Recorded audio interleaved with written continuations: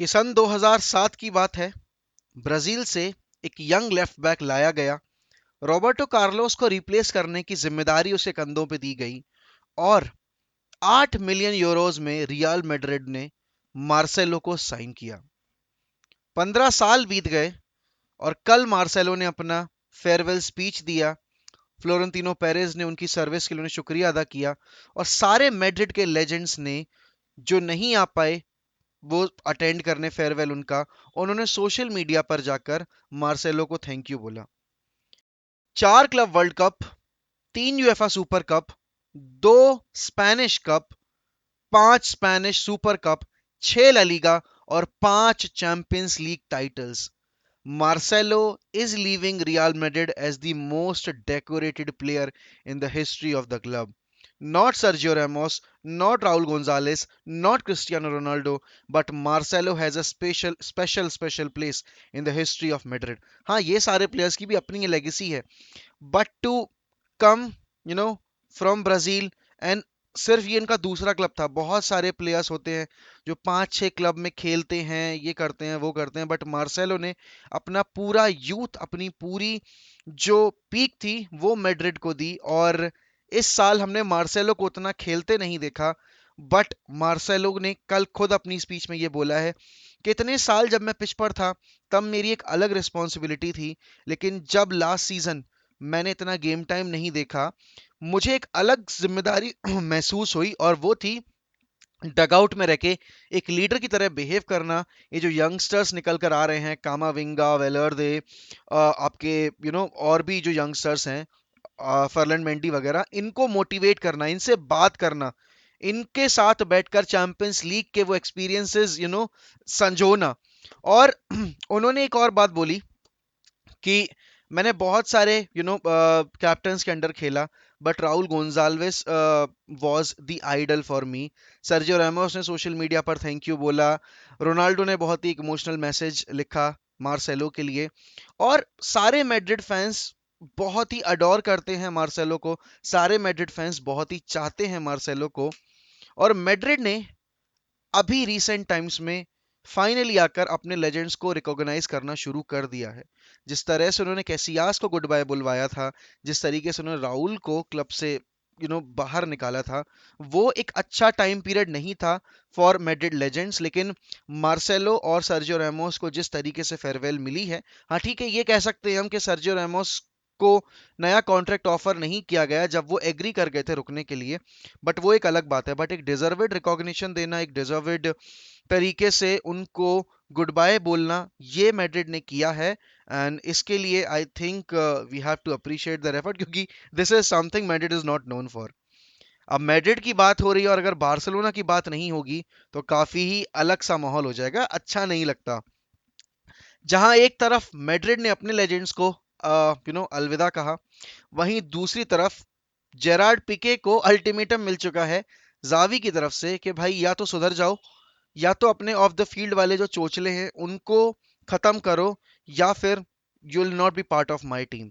और ये attitude Xavi का जरूरी भी है, क्योंकि whatever things has come out due to Pique's off the field हरकतों की वजह से, उससे ना टीम की स्पिरिट पे बहुत ज्यादा अफेक्ट पड़ता है और अननेसेसरली अटेंशन क्लब के ऊपर जाती है जिस एरिया में जानी नहीं चाहिए, जिस वजह से जानी नहीं चाहिए। अगर क्लब उनकी फुटबॉलिंग चीजों की वजह से हाईलाइट हो रहा है, फाइनेंशियल चीजों की वजह से हाईलाइट हो रहा है, वो एक अलग चीज होगी, क्योंकि it's all associated with the footballing side of the club. लेकिन यहाँ पर जो भी चीजें पिके के साथ एसोसिएट हुई अभी रिसेंट टाइम्स में due to their split up with Shakira, और वो जो जो भी बातें निकल कर आई हैं, this is something which sends a wrong message to the youngsters and to the fan base as well.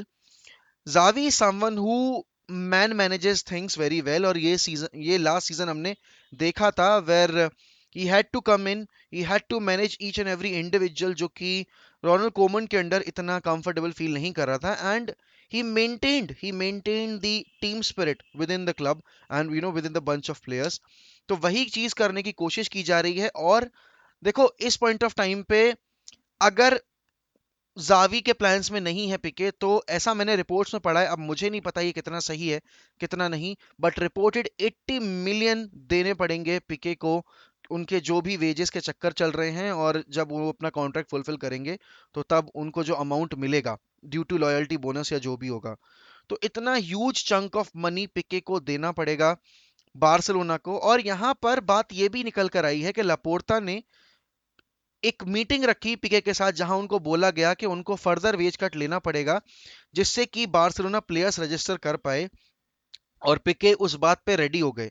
लेकिन बार्सिलोना को थोड़ा सा यहाँ पे ऑब्सेशन जो है अपना वो तोड़ना पड़ेगा, जो जावी का अगर ये स्टेटमेंट निकल कर आया है, and if this is true, I think Xavi is realising the fact कि अननेसेसरी बर्डन की तरह कैरी कर रही है बार्सिलोना कुछ प्लेयर्स को, और उसमें एक नाम पिके का भी है ना। Pique is a legend of Barcelona, he is a former Manchester player as well, तो yes I do respect him.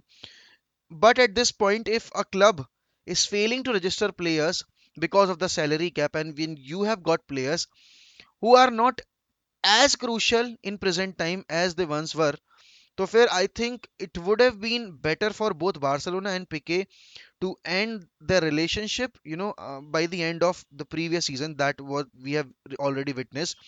तो यहाँ पर बार्सिलोना का सैलरी कैप है वो हल्का होता ना। Jordi Elba is also is not a player जो कि बार्सिलोना को इमेंसली हेल्प कर रहे हैं। और जॉर्डी एल्बा हुए, पिके हुए, इनको सैलरी बोनसेस मिलेंगे जब इनका कॉन्ट्रैक्ट रन डाउन करेगा, ठीक है ना। तो यहाँ पर बार्सिलोना को ये बहुत ही टफ डिसीजन लेना है कि वो पिके के साथ करना क्या चाहते हैं। कुलिबली वांट्स टू कम इन। कुलिबली का एडिशन बार्सिलोना के डिफेंस लाइन को बहुत ही ज्यादा सॉलिड कर देगा। आप देखिए, आपने क्रिस्टेंसन को ऑलरेडी साइन कर लिया है, मतलब वर्बल एग्रीमेंट हो चुका है, आप उनको रजिस्टर नहीं कर पा रहे हो अभी। कुलिबली की डील में भी यही सेम प्रॉब्लम आ रही है कि अभी वो लाएंगे कैसे, सैलरी कैप उनका मेंटेन नहीं हुआ है। फ्रेंकी डियोंग की सेल डिपेंड करती है, जो सोशियोज के साथ मीटिंग होगी उनकी थर्सडे फ्राइडे में, उसके बाद डिसीजन लिया जाएगा कि क्या जो प्रपोज डील्स थी वो अगर एग्री कर गए सोशियोस तो उनको पैसा मिल जाएगा, जिसकी वजह से वो प्लेयर्स को साइन कर पाएंगे, रजिस्टर कर पाएंगे। लेकिन अगर वो नहीं होता है तो फिर आउटगोइंग्स करनी पड़ेंगी। एंड आई थिंक ये सीजन एक परफेक्ट टाइम है जहां Barcelona can get rid of Gerard Pique. But अब 80 मिलियन का जो वो एक अपफ्रंट प्राइस देना पड़ेगा जेरार्ड पिके को, वो एक थोड़ा सा चोचलेबाजी है, और इसीलिए आई थिंक ये डील काफी कॉम्प्लिकेटेड है। यहाँ पर कल शाम में लेवेंडोस्की के बारे में भी न्यूज आई है कि पीएसजी भाई लेवेंडोस्की को टारगेट कर रही है। इट्स लाइक कि PSG is running agenda against La Liga. PSG ये चाहती है कि हम अपाहिज कर दें ला लीगा को, और बेसिकली बोला भी था नासर अल खलीफी ने कि ला लीगा के जो प्रेसिडेंट हैं जेवियर तेबास, वो इसीलिए बौखलाए हुए हैं क्योंकि पीएसजी और league can compete toe to toe with La Liga teams. I think I don't know how can someone say this कि एक अकेली टीम जो फ्रेंच लीग में खेल रही है और चैंपियंस लीग में पार्टिसिपेट करती है, compete भी कर लेते थोड़े बहुत हद तक, वो कैसे लालीगा के साथ compete कर सकती है? कैसे, मतलब जहां लालीगा में आप सेविया देख रहे हो जो यूरोपा में इतना अच्छा कर रही है, आप एटलेटिको मैड्रिड देख रहे हो, रियल मैड्रिड देख रहे हो, आप बार्सिलोना देख रहे हो, और कभी कभी इन द मिक्स आपको बाकी टीम्स देखने को मिल जाती हैं, जैसे रियल सोसिएदाद हो गई, विलेरियल हो गई, इवन वेलेंसिया हो गई कभी कभी। तो आप कैसे ये चीज बोल सकते हो ना। लेवेंडोस्की बहुत ही क्लियर शब्दों में ये जाहिर कर चुके हैं कि he wants to go to Barcelona, he don't want to stay at Bayern Munich. But what if Barcelona won't be able to sign, Lewandowski?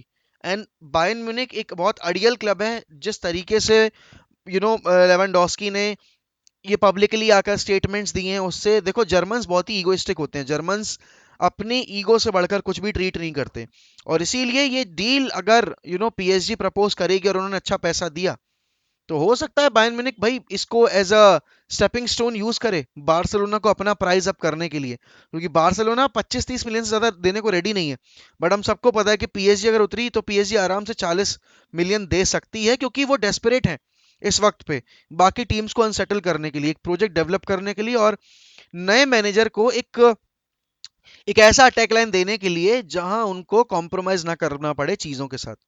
अब यहाँ पर भाई बार्सिलोना को डिसाइड करना है थर्सडे फ्राइडे के बाद कि वो कितने सीरियस होकर इन सारी डील्स को करना चाहते हैं, और वो बेसिकली अपना अटैक पहले स्ट्रॉन्ग करना चाहते हैं या पहले डिफेंस। देखो, अगर आप मुझसे पूछोगे एज अ न्यूट्रल, तो मेरे लिए पहली प्रायोरिटी अगर बार्सिलोना के एरिया में कोई है तो वो उनका डिफेंस लाइन है, क्योंकि defensively they are very vulnerable. और अगर वो कुलिबली और क्रिस्टनसन को रजिस्टर कर लेता है, कुलिबली को ले आते हैं क्लब में, तो Koulibaly alongside Araujo will be a perfect fit. और उसके साथ ही साथ एक लेफ्ट बैक, अच्छा लेफ्ट बैक अगर मिल जाए, जैसे जोसे गाया है, अगर वो आ जाए बार्सिलोना में, तो आई थिंक बहुत ही ज्यादा अच्छा एक बैकलाइन हमें देखने को मिलेगा।